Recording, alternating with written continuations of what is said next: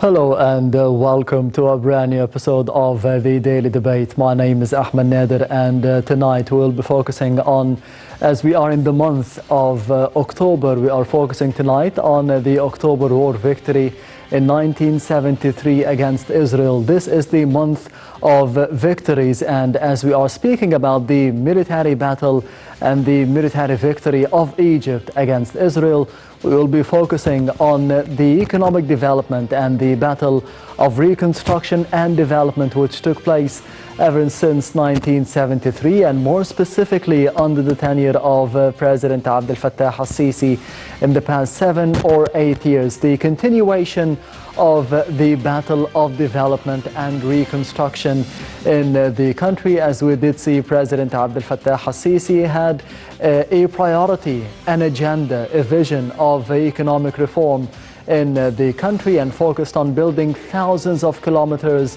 of roads all over the country, building more than 20 new cities, building and constructing a new capital at the new administrative capital, having a priority of enhancing tourism and reviving tourism once again in the country was one of the main priorities on the agenda of President Abdel Fattah al-Sisi. Tonight we'll be focusing, as I said, in the development and the economy of Egypt under the tenure of President Abdel Fattah al-Sisi. And for one of the main top stories for tonight, it comes from the presidential activities of President Abdel Fattah al-Sisi, which took place on Saturday. President al-Sisi attending the celebration of the Judiciary Day, stressing the importance of the judicial system in the country throughout the history of Egypt, and not just nowadays. We'll be having more details in the upcoming report, so let's see it.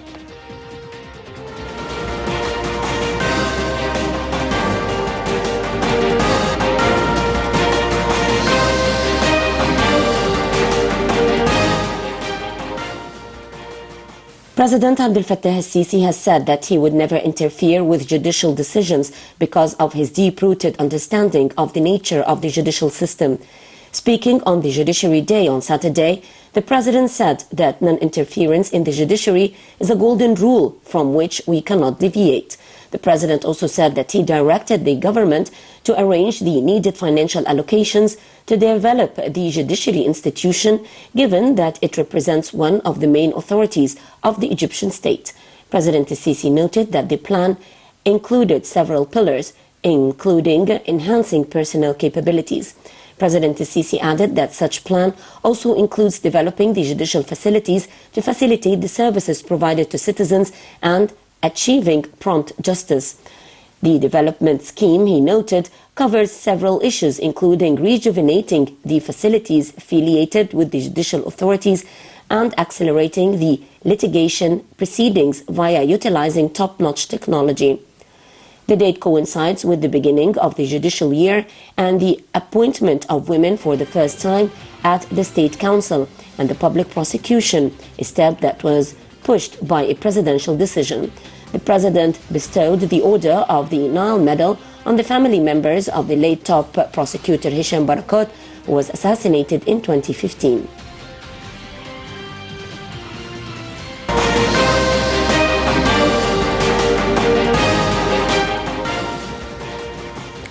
Welcome back. You're still watching the Daily Debate. As I said in the beginning, that tonight we'll be focusing on the victories in the month of October, as the month of October reminds us of the 1973 victory and the battle against Israel. The victory of Egypt has continued in the field of economy, and tonight we'll be focusing on this field and this sector in specific in the past 7 or 8 years under the tenure of President Abdel Fattah al-Sisi all over the country, and more specifically in Sinai. And tonight I'm honored to be having with me on the Daily Debate Engineer Mohamed, Moataz, Morsi, the economic expert and the strategic advisor. Thank you very much for being with us tonight on the Daily Debate. Thank you very much. My honor. Anytime. First of all, we did see yesterday the attendance of His Excellency President Abdel Fattah al-Sisi, the celebration of the Judiciary Day. How do you see the importance of the celebration in itself, the attendance of President Abdel Fattah al-Sisi at the same time, what does it say? First, I'm very proud of such attendance of President Abdel Fattah al-Sisi. Yes. As an Egyptian, but as a son of a lawyer, of a judge, and my father was in the State Council. My grandfather was the first president of the State Council. So I'm coming from a really judiciary, or I don't know how to say it exactly. Judicial yes. Family.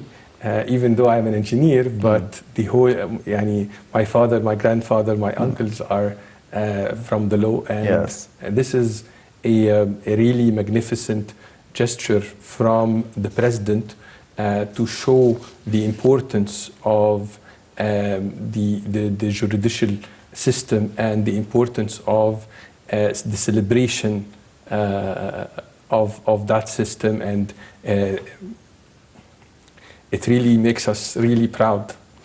Yes, exactly. How did he see the support of President Abdel Fattah al-Sisi in the past 7 or 8 years for the judicial system? I think that it is very clear that there is a number of different reforms that has been happening in the last 7 years. Yes. We are seeing for the first time ladies that are taking first steps in the judicial system. Yes. We're seeing digital reforms that are happening in the judicial system.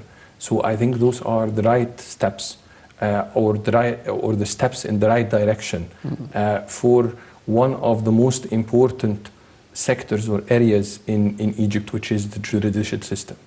I think that a number of new laws and reforms are happening through our parliament, and it is really going in the right direction. There's a wave of change in Egypt, a new republic under the tenure of President al-Sisi. If we focus on Sinai, as we are in the month of October celebrating the victory of Egypt against Israel in 1973, Sinai, it needed development over the past years, and most recently President al-Sisi inaugurated the Ahmed Hamdi II tunnel. Definitely. What is the importance of having such a new tunnel? I don't want to say big words, but I feel that it's a new abur, crossing. New crossing. Yes. Because I feel that one of the most important factors of economic development is transportation and linking Sinai to the rest of Egypt. Yes. I think having new tunnels is a significant step in the development of Sinai. I think one of the key signs is that it has been done through Egyptian companies. And this is a magnificent and really, it should make us all proud that this is happening. The tunnel is not just transportation of cars, but it's transportation of commodities, transportation of commerce. It really brings a new level of development in Sinai. This is one important topic as well. It is beneficial for Sinai in terms of moving goods and people. What does it mean for the people themselves to be connected more easily with the other parts of the country, like Ismailia, Port Said, Sharqiyya, and even Cairo now? I think the whole Sinai is a very rich part of Egypt. It has a significant areas for tourism. It has a significant areas for mining. It has a magnificent location, so it is great for trade. So linking Sinai to Ismailia, to other parts of Egypt, really develops most of the sectors that are in Sinai. And the inauguration in the month of October, the month of 6th of October, the month of our victory, is really a new victory to our generation, I would say. As an engineer, how do you see the change, the leap that we can see in building multiple cities at the same time and building a new capital? I think it's more of engineering. It's really a mega change that is happening in Egypt, as you have correctly said, it's a new republic. We are witnessing as a generation a new republic of Egypt, a significant investment in the infrastructure, a significant investment in mega cities, a significant investment and building a new Egypt. It is really a cornerstone for the investors and for the investment to come to Egypt, I would say. Yes, we can see the efforts of the government in Sinai under the political leadership. But in your opinion, what is still lacking there? What do you think the residents still need? I think that the government is working in the right direction in terms of economic development of Sinai. I think that the plans or linking with the tunnels, opening projects and opening new investment, I think that we're seeing a number of different business opportunities that are opening there. In terms of potential additional steps that could be open is, I would say, opening new investment opportunities, new industrial areas. I know that in south of Sinai there is a potential industrial area, especially for mining. I think accelerating the work in that area, because this area is near Ras Sidr, has a number of different mining, like white sand, like marble, like gypsum. A number of different industries could be settled in this area. We all know Sharm el-Sheikh, we all know the touristic sites. I think that already it is attractive to a lot of economic development in that area. The East Port Said is definitely, the East Port Said port is definitely an important port of Egypt, with a significant industrial park that can be really built behind that port. How would the development in Sinai be helping in fighting terrorism at the same time? Economic development is definitely a real of real importance against fighting terrorism. I think our army have fought, and we have really a number of shuhada in martyrs. Yes, in the last years. It was a very tough fight, and we have paid our army have paid a very high price in Sinai. But we are celebrating now the inauguration of a new era of economic development in Sinai, which is a significant step against terrorism, I would say. Yes, before going out to the second report of the daily debate for tonight, how do you think Sinai has changed ever since regaining the full land in 1982?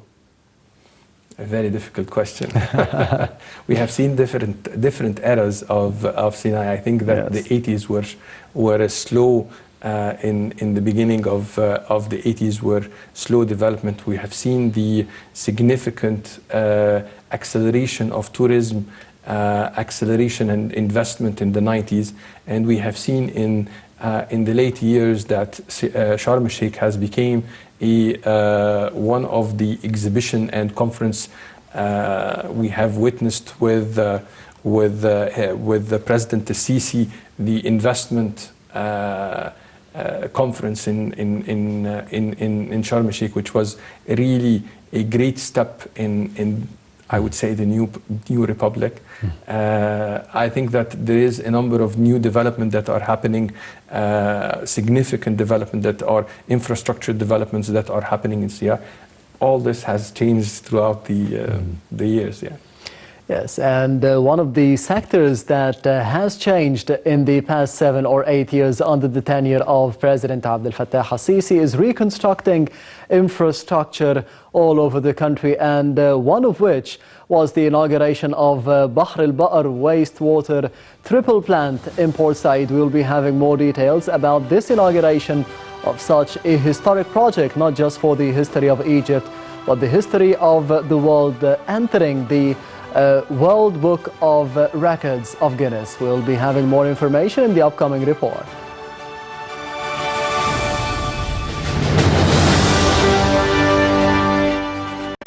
Water waste treatment plant located in the northern governorate of Port Said was inaugurated by President Abdel Fattah al-Sisi earlier last week.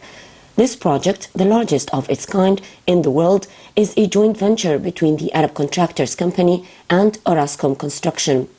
With a treatment capacity of 5 million cubic meters per day, the wastewater treatment plant comes at a cost of 20 billion Egyptian pounds. The water treatment plant consists of 4 water treatment lines with a daily processing capacity of 1,250,000 cubic meters each. Equipped with advanced operating systems for pumping groundwater, the plant will recover the wastewater that flows along the Bahr al-Baar drain. It will also triple treat and optimize water quality for irrigating local crops to reclaim and cultivate approximately 400,000 fadans of farmland east of the Suez Canal. This project is part of the Sinai Peninsula Development Program, an initiative that invests in sustainable infrastructure and seeks to improve services provided to citizens.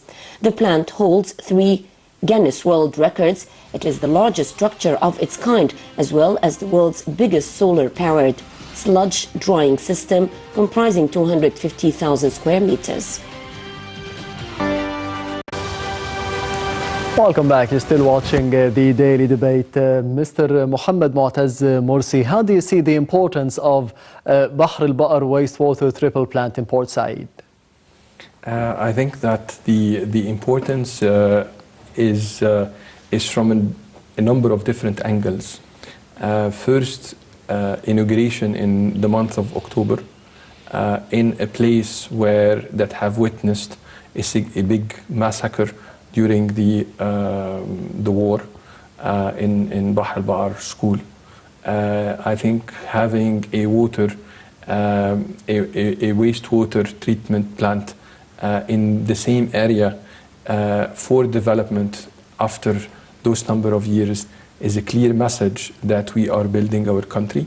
We are building future for the new generations, and it's really it's a pride in terms of mega project and the message that we are really emphasizing on the importance of the water in Egypt and the reuse of the water. So we are really managing our resources to the maximum. So it's not about just using the water, but using it, reusing it, treating it to make sure that we are using it and we're really looking after long-term sustainability. Yes, speaking of sustainability, inaugurating such a project reflects the vision or the idea of sustainable development in Egypt in general and serving Sinai in specific as well. How do you see the implementation of the vision of sustainable development for Egypt, and it lies within the same targets of the Sustainable Development Agenda for the United Nations and for Africa? I think that Egypt, during its economic reform plan, and during the social plan, we really had a very important focus on the sustainability and the vision of the United Nations on the sustainability. We are witnessing this in such mega project in the water treatment plant, but we're witnessing it in a number of different projects all across Egypt. We're seeing it in Haya Karima, which in my opinion is really a cornerstone of sustainability. We're witnessing it in a number of different projects. I think that there is a number of discussions today that Egypt could be a place for the next climate change summit, COP27, yes. Exactly. So I think those are messages that the government and of Egypt are clear that the sustainability goals are reflected in our plans. Yes, Egypt hopes to be hosting such a summit, and President Abdel Fattah al-Sisi made this clear during his participation at the United Nations General Assembly meetings in the past weeks. During the speeches of President al-Sisi and during his participation at various summits, on the sidelines of the gatherings of the United Nations General Assembly. He spoke about sustainable development, our brothers in Africa, about the climate change. How do you see this agenda and vision for a new Egypt, and more specifically, sustainable development? How important is it for the country? I think that President Sisi is emphasizing on the importance of sustainable development and reflecting this and translating this into actual projects that are happening today in Egypt and also across Africa. We are seeing a number of different companies, Egyptian companies like Arab Contractors, Swedi, are doing mega projects in Africa, such as the new water dam in Tanzania that is being built by Egyptian engineers. I think that it is a clear leadership of Egypt in terms of achieving sustainability and sustainable development across the continent. And that's the role of Egypt. And I think that President Sisi is taking the leadership role in leading the sustainable development across the country in terms of mega project and infrastructure and across the continent. How do you see the pace of development in Egypt in general in the past 7 years? We have an accelerated development. I think that we have seen, and we have seen a number of projects that have been dreams coming true. Starting from the Suez Canal to the number of roads and the over thousands of kilometers that have been implemented through, and number of mega cities that have been built. Across the street here in Maspero, we're seeing a tremendous change inside Cairo. I think that if you look to Egypt throughout the last 7 years, you would see a significant change in the infrastructure status of the country. Why the infrastructure is important? Because this is the cornerstone for investment. An investor coming to Egypt would look to power.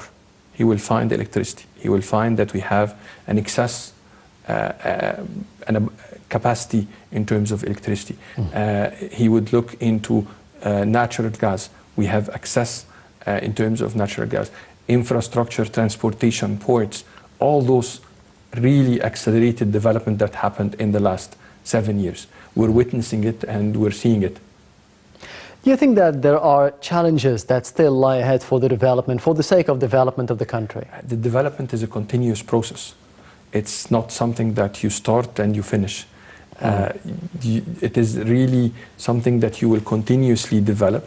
Definitely there is a number of challenges that we are facing, and there is challenges that we need to overcome across all the sectors. I think that we have done a lot, but I think that we still have a lot of development that needs to happen across the different sectors. How do you see the economic potential of Sinai?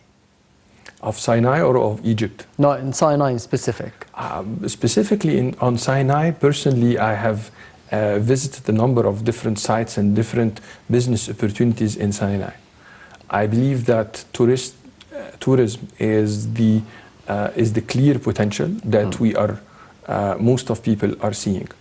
I believe that Sinai has a mining potential that is significant. I see that, and we are actually witnessing a significant investment going in the agriculture sector, which is also an important sector to develop inside Sinai. Transportation will enable commerce and trade, and Sinai is a great location for creating a port, a larger port with an industrial area behind it. So manufacturing is also a very important potential in Sinai. The services of Suez Canal, either from Port Said side or from Suez side, are definitely a potential sector of investment, either in Sinai or related to Suez Canal. But definitely there is a lot of potential there. I think that the electricity export that is happening today, and the linking of the electricity through Sinai to Saudi, to Jordan, is a significant development. All this are sectors, are important investment sectors and economic sectors that are related to Sinai. You've mentioned that we have resources in Egypt in general, in Sinai in particular, but we need to be using them well as well.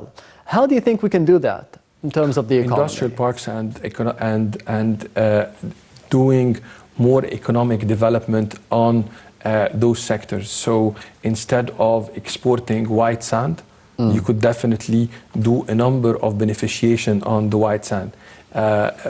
Today we have marble. Within the cycle of industry. Exactly. So really continuing in the value chain of the product. So instead of exporting the resource as it is, really going to the next level and the next level and the next level to be able to have a really higher economic add into the product. President Assisi also urges the businessmen and the private sector to be pouring money and going to be investing in Sinai. How do you see the importance of such a call, as he mentioned that it can't be done only by the public sector, by the government? I think it's a clear message from the president that the private sector is an important partner in the economic development. And without the private sector, Egypt will not be able to, or the government will not be able to develop Sinai by itself. So definitely the private sector has to take part and has to really take to put investment in Sinai, because it is a great opportunity, and it is, I would say, an underdeveloped area that really could make very good returns, I would say. Yes. The returns for the private sector, what would they be? The returns for the private sector is clear. Any private sector is looking for profits. So the private sector is looking for profits. Now, in an underdeveloped area, the profits are easier to make than a competitive market.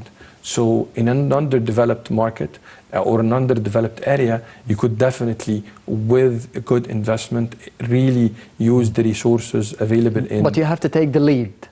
Definitely, and I think that's a clear invitation from the president to the private sector to come and invest and take the lead and really use the resources that we have in our country and in Sinai. Yes, President Assisi also mentioned that the results or the proceeds of the development in Sinai is represented in national security. What are your thoughts on that? I think that developing an area and having urban infrastructure and cities developed makes the area as a more safer and a well-established community, which really represent, as you have mentioned, an important security for the country. President Assisi also inaugurated recently the Mahsama desalination plant. It is the biggest in Africa. What is the importance of such a project in terms of water scarcity for the region and for Egypt in general? Egypt has been going through a plan of water treatment and desalination for a number of years now. We have crossed the 1 million cubic meter of water desalination, and I think that we have a plan to reach almost 2 million before 2025, and potentially continuing in increasing that figure. Now, the water desalination is an important resource of Egypt because of the increase in the population. So with the increase of population, we will continue to need more water. Even if there is no problems of water, even if we have the Nile coming with the 55 billion cubic meter per year, we still need more water resources, better management of our water resources. So I think that those are great projects for the future, for the sustainability of the economic development of Egypt. Can it help in water scarcity, solving the water scarcity of Sinai, and it could be helping in agriculture and industry as well? It's definitely helping Egypt in overall and in Sinai as well. So definitely it's of a great help and great economic development. Water represents everything. Building houses for the residents of Sinai at a cost of 3 million Egyptian pounds apiece. How do you see this important step in terms of fighting terrorism? I think it's a clear message that Egypt has a very high importance of availing social safety net to the population and to the Egyptians. The social safety net, in my opinion, is one of the most important human rights. And availing 3 million in a country with the economy of Egypt is a clear message that we are having the highest standards in terms of social safety net for our people. And still in Sinai, investing in about 17 development Bedouin communities for the residents of Sinai. What does this say about the vision of the political leadership for the sense of belonging for the Sinai residents in the future? It's a clear positive message to the different Egyptians living in Sinai, and it's a clear message to them that the development that is happening in Egypt is all across Egypt, is not only specific into a certain area. It's not only in Cairo, it's not only in Upper Egypt, it's not only in Delta, it's everywhere. It's in Sinai, it's in Delta, it's in Upper Egypt, it's in Cairo, it's everywhere. So I think it's a clear message that the president has a clear vision of development all across for all Egyptians. Yes. Leaving Sinai now and speaking for the whole of Egypt, the economic reform program in itself, what is the importance of this program? The importance of this program is we're seeing it during the 2 last years of COVID. Without the economic reform program that has started by President Sisi and the government, we wouldn't have seen Egypt growing at over 3% last year. We wouldn't have seen that the exports of Egypt in the first 7 months of 2021 increasing by 30%. We're today witnessing the early results of the economic reform that we have passed. And I think it was not an easy path. I think we have taken, the government of Egypt has taken significant and tough decisions, but I think that those were the right ones, and we're starting to see the impact. Did you think at the time of implementing the economic reform program that it would be successfully protecting the lower income brackets as we can see now? I think that the government has clearly stated from the beginning that it is not only an economic reform program, but it is a social economic reform program. And the number of different initiatives that has been done for the less fortunate people is definitely significant. We have seen a number of different projects. Today, in my opinion, Haya Karima is, in my opinion, is one of the largest social programs across the world. Touching 56 or more than 50 million people. I didn't read about anything like this in the whole world in the last, I don't know, 50 years. So it is really a magnificent program. It is a mega project. It is a social project for the development of Egypt. And it is done with the highest standard and the highest quality standards. So it is not only that we are enhancing or doing small enhancement in villages. We are seeing or we're witnessing fiber optic going to villages. This is a tremendous development. This is the real economic development. This is availing education. This is availing internet to those people. So availing, training for them. It's really changing and touching the status of more than 50 million Egyptians. And I think this is a great project. A Decent Life Initiative, or Haya Karima, how do you think it would be changing the mindsets of the people living there in the countryside of Egypt? It's not just about living or changing the living standards and providing them with internet or clean water. It would be changing the mindset itself, the culture itself. Definitely, it would be changing the mindset, the culture, and availing opportunities. Today, we have seen a new word coming after the COVID with remote working. We have seen that people are living in Egypt and working for the United States or for Europe or for other countries from their homes. So with this initiative and development of villages is availing education, is availing job opportunities, will definitely change in their mentality and their way of, and they will be eager because the sense of belonging would definitely be significantly touched, and motivation for their children to go to schools and to have a better education and to be a contributor in the economy is definitely something that would change, I would say, in the next years. Do you think that the political leadership has managed successfully to be balancing between reform and development at the same time in the past years? Definitely. And we're seeing magnificent results, and I think that the challenges of Egypt are clear for the political leadership in the country, and President Sisi is very clear on taking the tough challenges, and he does not hesitate to take the tough decisions that are the right ones for Egypt.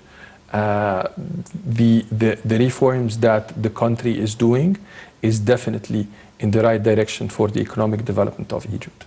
Yes, in terms of the economic development, it has caught the eye of the IMF, the International Monetary Fund, the World Bank. How do you see the cooperation, the future possible cooperation between Egypt and those financial institutions following the success in implementing the economic reform program, building thousands of kilometers of roads, building new cities, building a new capital? How can this be giving us a better opportunity for cooperation with the world and with the successful financial institutions? I think Egypt has implemented successfully the economic reform plan with the IMF, and this gives a real important credibility for the Egyptian economy across the world. We are at a point that we will need to benefit from all this infrastructure investment and all this reform in attracting investment and attracting more private sector and attracting more institutional investment to come to Egypt and participate in the development and benefit from the infrastructure, as well as for export to the Arab world and to the African countries. Yes, you've mentioned that the economic resilience is evident during the battle of the COVID-19 in Egypt. But on the other hand, how did you see the steps taken by Egypt to be helping the other countries like the USA, like Italy, like China, through the visits of the Minister of Health, Dr. Hala Zaid, in specific to those countries? And I'm speaking about the evolution of the foreign agenda and the health sector at the same time. I think that Her Excellency Minister Hala Zaid has been very active during the COVID period, and the President has directed into the leadership role of Egypt in supporting different countries, including the United States, China, Italy, and a number of different other countries. It is clear today that we have seen the economy of Egypt resilient during the COVID period. We have seen that the numbers are under control. We didn't seen the rush to hospitals that we have witnessed in other countries like in Italy or in some parts of India. I think that we have taken the right decisions. If I'm not mistaken, Egypt is the first country in Africa to manufacture the vaccine. Those are real signs that we are going in the right direction and we're making the right decisions. Speaking of Africa and the vaccine, President Al-Sisi also mentioned during his speech at the United Nations General Assembly gatherings that Egypt would be offering the Africans, our brothers in Africa, the vaccine for free. How do you see such a step? Leadership. Leadership in Africa. It's a clear step, and this is the right role that Egypt has to take, and the president is taking the lead in this in Africa. But how would you see the positive reaction of the African brothers now? Definitely, we're seeing positive reactions. We're seeing a number of different positive reactions from different countries. As I have mentioned, we are seeing Egyptians today working across different countries in Africa and implementing mega projects. And this is really clear in terms of cooperations between between Egypt and different other African countries. Not to mention what has been signed and to be implemented in Libya. Yes. If we return once again to the economy of Egypt, and more specifically in the past 7 or 8 years, President Al-Sisi has evidently supported the small and medium enterprises for the youth. How do you see such a step economically and for the youth of Egypt at the same time? I think that the government have made a number of different initiatives for supporting the small and medium enterprises. Small and medium enterprises are a cornerstone of the economy. We have seen the central bank taking a number of different initiatives and directing banks to offer a number of different loans and cheaper loans to SMEs. We have seen a number of different exhibitions and export-oriented exhibitions and trade missions that are happening. Today, Egypt is present in the Expo 2020 in Dubai. A number of different initiatives are inviting the SMEs as well as the startups in Egypt to take a lead. We have seen startups in Egypt, starting from Egypt, going to the international and really making significant exits or valuations, which is a great thing that we are witnessing during the last 7 years. Yes, and in order for this to be considered a success, we have the vision of digitalizing the government, digitalizing the transactions, the financial transactions of the citizens, the banks, the central bank. How do you see the vision of having everything online and digitalized now? The world is changing. The world of the 80s and the 90s with computers have changed with the internet during the late 90s and the early 2000s. Today we are witnessing a new revolution, I would say, in data and data analytics and the new digital world.